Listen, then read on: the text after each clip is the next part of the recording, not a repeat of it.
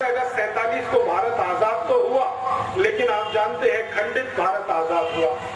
मुस्लिम league जो बना दिया अंग्रेजों ने, वही मुस्लिम लीग भारत में ऐसा विश्व वृक्ष बन गया कि उन्होंने पाकिस्तान अलग करा ही लिया।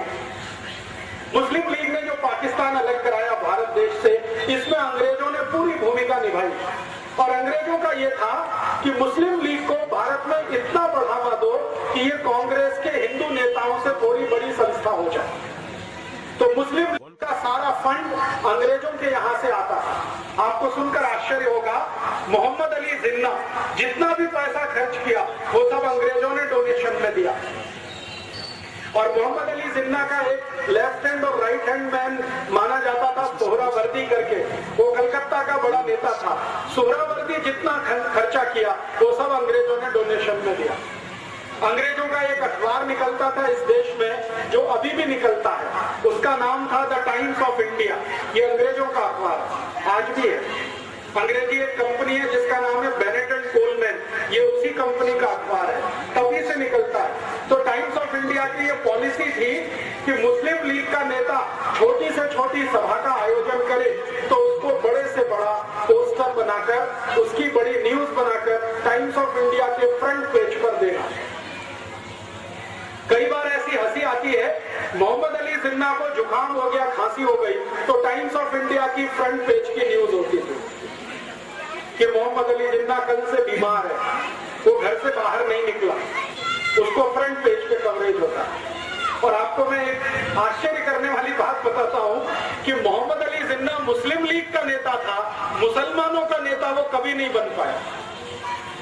मुस्लिम लीग एक संगठन था, उसका नेता था, मुसलमानों ने उसे अपना नेता कभी नहीं माना। आप जानते हैं कारण क्या था? कारण सबसे बड़ा ये था कि मोहम्मद अली जिन्ना रोज हंदी मांस खाता था। हंदी मांस समझते हैं, पोर्क। और मुसलमान उसको अपना नेता मान नहीं सकते जो हंदी मांस खाए।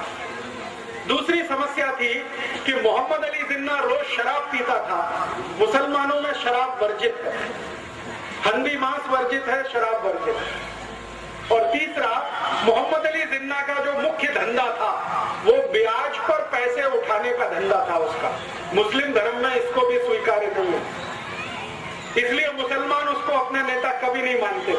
आपको सुनकर आश्चर्य होगा, एक बार ये जिन्ना लाहौर में मुसलमानों की एक सभा में चला गया तो मुसलमानों ने मंच पर चढ़कर इसका मुंह काला कर दिया और एक गधे पर बिठाकर उसका सर्कस निकाला पूरे लाहौर में। उसके बाद हिम्मत नहीं पड़ी लाहौर जाने की, अखबारों में खूब छपा और जिन्ना को पूछा गया कि आपके मुसलमान ही आपको नेता नहीं मानते तो आप हैं किसके नेता? तो धीरे से उसने कहा कि मैं तो अंग्रेजों का नेता हूं, अंग्रेजों का बनाया हुआ नहीं। अब आप जरा सोच सकते हैं, जिसको मुसलमानों ने नेता नहीं माना, उस व्यक्ति की ताकत इतनी कैसे हो गई कि उसने पाकिस्तान बना दिया इस देश। कभी तो मन में ये विचार आएगा आपके। बहुत दिन में ये सोचता रहा कि जो मुसलमानों का नेता कभी हुआ नहीं, 10 लोगों ने जिंदगी में कभी उसका भाषण सुना नहीं, वो इतना ताकतवर कैसे हुआ कि उसने भारत से एक अलग हिस्सा पाकिस्तान बना दिया। बात ये है और सच्चाई है जो मैं आपको बोलकर जाना चाहता हूं, और ये सच्चाई सुनते समय किसी के दिल को दुखा हुआ हो तो मैं क्षमा मांगता हूं कि ये जो पाकिस्तान बना उसमें मोहम्मद अली जिन्ना की भूमिका इतनी बड़ी नहीं थी, उससे ज्यादा बड़ी भूमिका लेडी माउंटबेटन की थी। एडविना माउंटबेटन का नाम आप जानते हैं? नहीं जानते तो जान लीजिए, वो भारत का अंतिम अंग्रेज अधिकारी जिसका नाम था लुइस माउंटबेटन, उसकी पत्नी थी एडविना माउंटबेटन। ये पाकिस्तान बनाने का सबसे बड़ा कारण वो एडविना थी। आप जानते हैं वो क्या खेल खेला उसने? एडविना माउंटबेटन लंदन के हैरिस कॉलेज में पढ़ती थी जिसमें ये जिन्ना पढ़ा करता, और उसी कॉलेज में भारत के पहले प्रधानमंत्री पंडित जवाहरलाल नेहरू भी पढ़ते। हैरिस कॉलेज में 3 लोग पढ़ते थे साथ में एक ही क्लास में ध्यान देना, जिन्ना, मोहम्मद अली, पंडित जवाहरलाल नेहरू और एडविना। उस समय वो माउंटबेटन नहीं थे, शादी उसकी बाद में हुई। तो एडविना जिन्ना और नेहरू एक ही क्लास में पढ़ते थे और रिकॉर्ड्स और दस्तावेज बताते हैं कि एडविना से दोनों लगे हुए थे। ये डॉक्यूमेंट्स बताते हैं। और एडविना इतनी चालाक महिला थी कि दोनों को हैंडल करती थी, इतनी चालाक। एक को सवेरे मॉर्निंग में, दूसरे को शाम में, दोनों को हैंडल करती। और जिन्ना और नेहरू का सबसे बड़ा जो झगड़ा होता था वो एडविना को लेकर। ये झगड़ा वहां से शुरू हुआ, हैरिस कॉलेज से। नेहरू जी पढ़ाई करके वापस आ गए, जिन्ना भी पढ़ाई करके वापस आ गया। दोनों ने यहाँ इस देश में वकालत करने की कोशिश की, लेकिन चली नहीं। न नेहरू जी की वकालत चली, न जिन्ना की वकालत चली। दोनों बैरिस्टर थे, उनको जिंदगी में कभी कोई केस ही नहीं मिला लड़ने के लिए। कारण समझते हैं? कारण बिल्कुल स्पष्ट है कि केस उसको मिलता है जिसके जीतने की संभावना होती है। नेहरू जी के बारे में सब जानते थे कि इसको कोई दम नहीं है जो जीत पाएगा एक भी केस। तो वकालत चली नहीं, तो नेहरू जी कांग्रेस में ज्वाइन हो गए। उनके पिताजी ने उनको कांग्रेस में डाल दिया। पिताजी का सपना था कि मैं नहीं तो मेरा बेटा कोई ना कोई दिन देश के बड़े पद पर आना।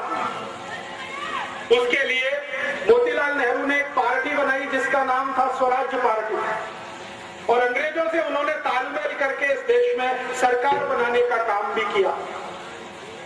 और उनका ये कैलकुलेशन था मोतीलाल जी का कि एक ना एक दिन अंग्रेज भारत से जाएंगे, मेरी स्वराज पार्टी और अंग्रेजों के बीच कोई समझौता हो जाए तो सत्ता का हस्तांतरण स्वराज्य पार्टी को होगा और नेहरू देश का प्रधानमंत्री बने।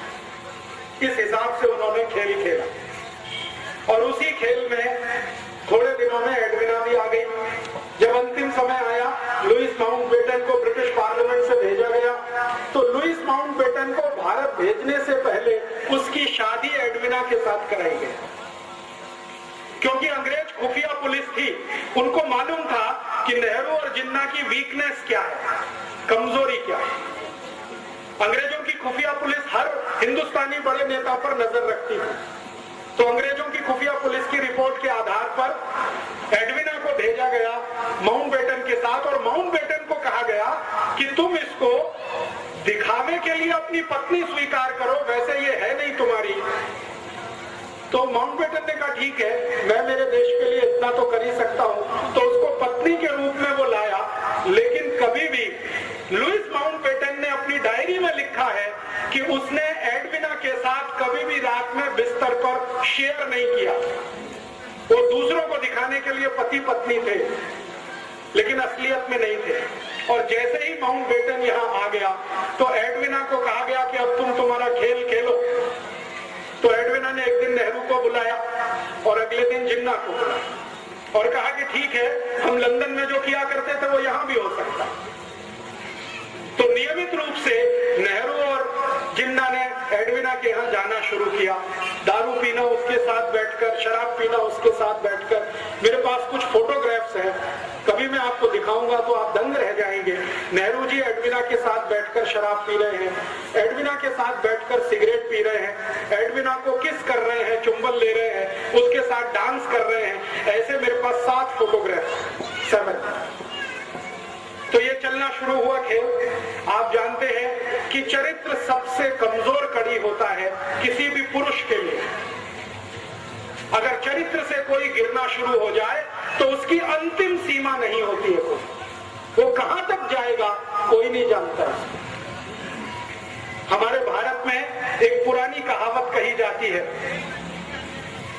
और वो पुरानी कहावत है, if wealth is lost nothing is lost. आपका पैसा चला गया तो चिंता मत करिए, फिर से आ जाए। फिर दूसरी बात कही जाती है, if health is lost something is lost. आपका स्वास्थ्य चला गया तो थोड़ा कुछ तो गया। लेकिन लास्ट सेंटेंस है, but if character is lost everything is lost. चरित्र गया तो सब चला गया, उसके बाद कुछ बचता नहीं।